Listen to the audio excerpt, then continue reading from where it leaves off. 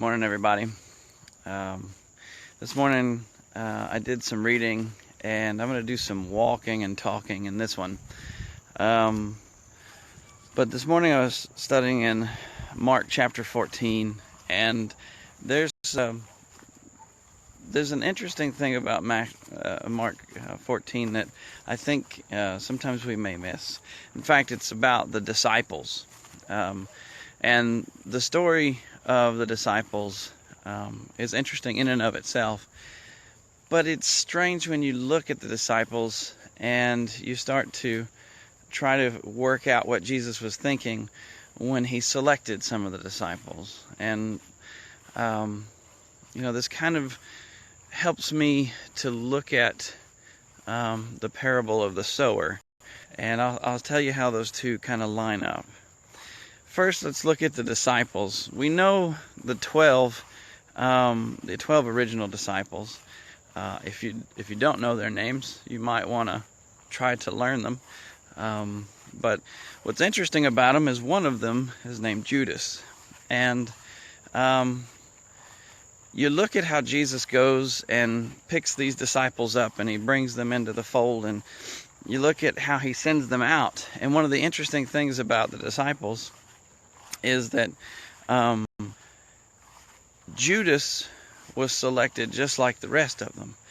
And he was also sent out just like the rest of them. He went out with the rest of the disciples and healed. He went into the streets and he was teaching the gospel for Jesus. Jesus was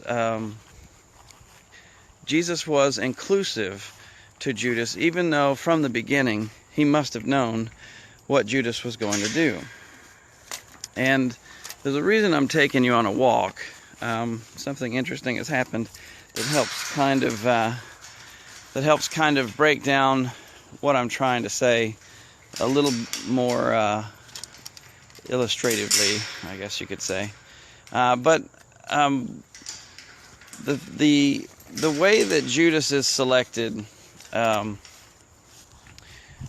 and then he's sent out, a lot of people, church people, would probably have given him a bunch of flack for picking Judas and sending Judas to do things that he didn't just pick Judas. I mean, he made Judas the keeper of the money. I mean, the most untrustworthy of all the disciples with money, and he gives him that privilege to be the one that keeps the money.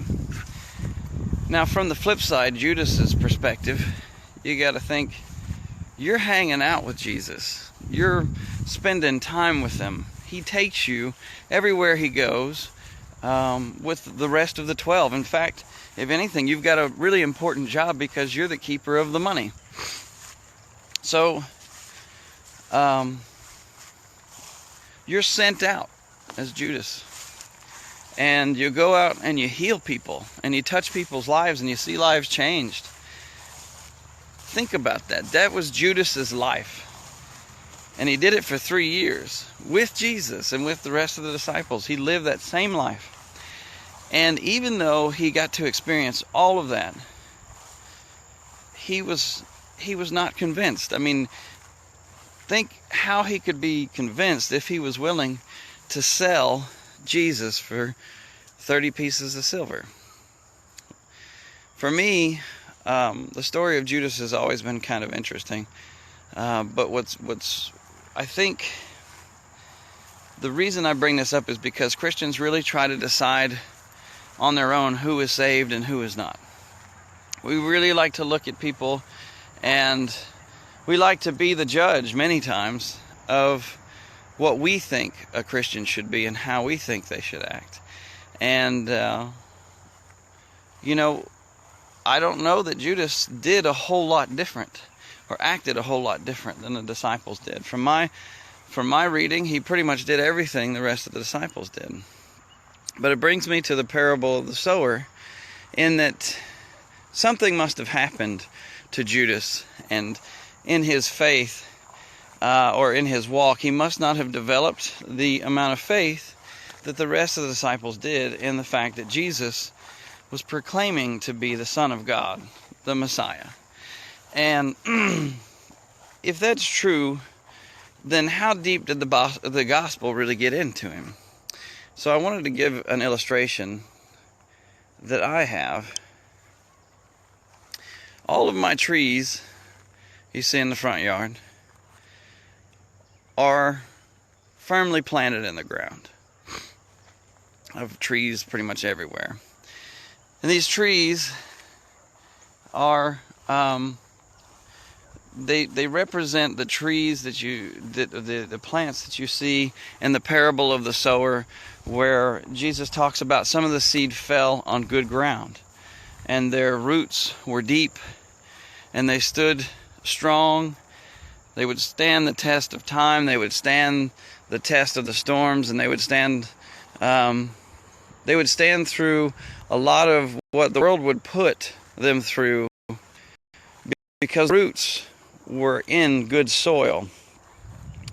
But then Jesus talks about plants that have roots in shallow soil and how they don't stand to the tests that the world puts on them.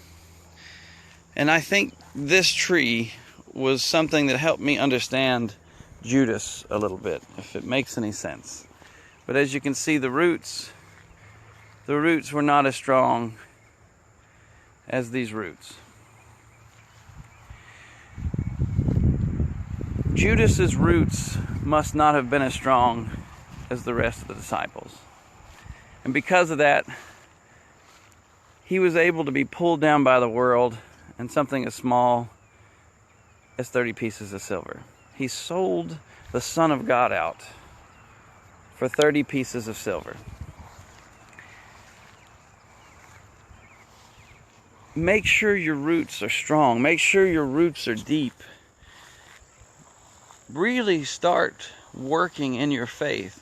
And I don't mean go out and operate in your gifts. What I mean is really start determining what it is that you believe. Because the world's going to come after you. The world's going to try to push you over.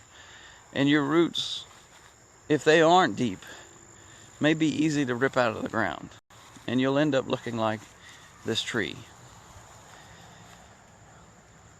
I can't imagine what it must have felt like for Jesus to know that Judas the whole time was going to betray him. I can't imagine what it must have felt like every time they hugged each other. What it must have felt like every time they hung out with each other and went to different places with each other and they spoke with each other. I can't imagine what that must have felt like to know that this person who is showing love to you and is following you would eventually betray you. But when I think about that, I may not have been as innocent myself. And so today, as you walk through your life and you go through the different things you go through, I would suggest you look at where your faith really is. Look at the roots that you've set down in your faith. Are they deep? Are they as deep as they should go? Do you know God? Do you know the heart of God?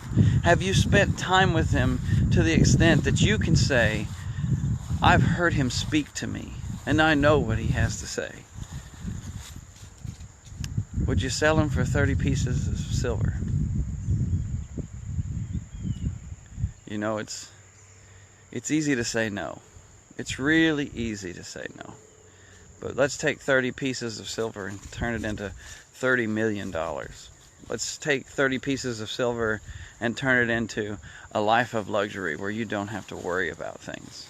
Let's take that 30 pieces of silver and say security for your family. The question really comes down to, is it really something you believe, or is it just something you say? That's what God gave me this morning. God bless you guys.